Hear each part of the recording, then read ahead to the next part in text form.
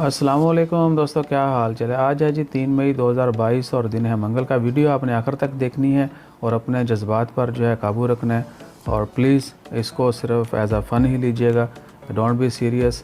अगर सीरियस हैं भी तो डोंट मैस विद अस, क्योंकि हमने डर जाना है और चुप रहना है। अच्छा जी, तो पाकिस्तान में ईद है, कुछ और मुल्कों में भी ईद है। मैंने सोचा ईद की जो शुभकामनाएँ हैं वो थोड़ा डिफरेंट तरीके से शेयर की जाएँ।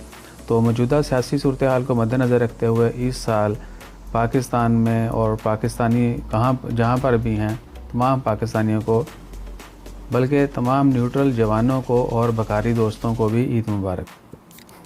ठीक है। और ये ईद जो है दिल की दर्दनाक वादियों से हम बोल रहे हैं, तो अल्लाह ताला खैर रखे। बाकी यही बात है कि भैया सियासत को लेके जो है वल्लाही तंबाकू करना बंद कर दें। किसी ने हमें कुछ नहीं देना, और मेजॉरिटी जो है वो अननोन लोगों की है, जो सिर्फ लकीर के फ़कीर हैं या जिनको सिर्फ ओनली 45% वाले। इमरान खान हज़ार बुरा होगा लेकिन वो मुल्क पाकिस्तान के साथ कुछ बुरा नहीं कर रहा।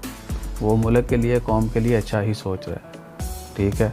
मुझे आप ये बता दें कि कोई एक लीडर इमरान खान के अलावा जिसने बोला हो कि सुपर पावर अल्लाह है और बेहतरीन ज़ात जो है वो हज़रत मोहम्मद सल्लल्लाहु अलैहि वसल्लम। नवाज शरीफ के चाहने वाले बता दें, जरदारी के चाहने वाले बता दें, बाकी मुल्लाओं के चाहने वाले बता दें कि अभी उन्होंने स्टेज के खड़े होकर सियासी बयान कर रहे हैं तो उन्होंने ये बात की है।